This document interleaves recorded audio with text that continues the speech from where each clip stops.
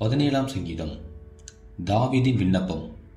கர்த்தாவே, நியாயத்தை கேட்டருளும், என் கூப்பிடுதலை கவனியும்.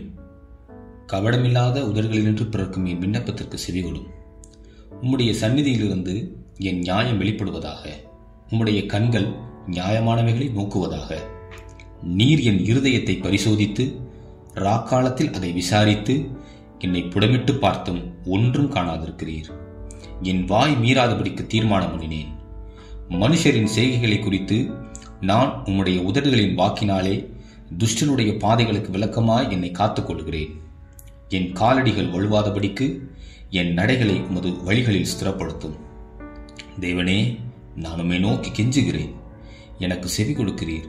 என்னிடத்தில் உம்முடைய செவியை சாய்த்து என் வார்த்தையை கேட்டருளும். உம்மை நம்புகிறவர்களை அவர்களுக்கு விரோதமாய் எழும்புகிறவர்கள் என்று உமது வலது கரத்தினால் தப்புவித்து ரட்சிக்கிறவரே, உமது அதிசயமான கிருபையை விளங்க பண்ணும். கண்மணியைப் போல என்னை காத்தருளும். என்னை ஒடுக்குகிற துன்மார்க்கருக்கும் என்னை சூழ்ந்து கொள்கிற என் பிராண பகைஞருக்கும் மறைவாக உம்முடைய செட்டைகளின் நிழலிலே என்னை காப்பாற்றும். அவர்கள் நினந்துண்ணி இருக்கிறார்கள், தங்கள் வாயினால் வீம்பு பேசுகிறார்கள். நாங்கள் செல்லும் பாதைகளில் இப்பொழுது எங்களை வளைந்து கொண்டார்கள். எங்களை தரையிலே தள்ளும்படி அவர்கள் கண்கள் எங்களை நோக்கிக் கொண்டிருக்கிறது. பீறுகிறதற்கு ஆவலுள்ள சிங்கத்துக்கும் மறைவிடங்களில் பதவியிருக்கிற பால சிங்கத்துக்கும் ஒப்பாயிருக்கிறார்கள். கர்த்தாவே, நீர் எழுந்திருந்து அவனுக்கு எதிரிட்டு அவனை மழங்கடியும். கர்த்தாவே, என் ஆத்துமாவை துன்மார்க்கனுடைய கைக்கு உம்முடைய பட்டயத்தினால் தப்புவியும். மனுஷருடைய கைக்கும் இம்மையில் தங்கள் பங்கை பெற்றிருக்கிற உலக மக்களின் கைக்கும் உம்முடைய கரத்தினால் என்னை தப்புவியும்.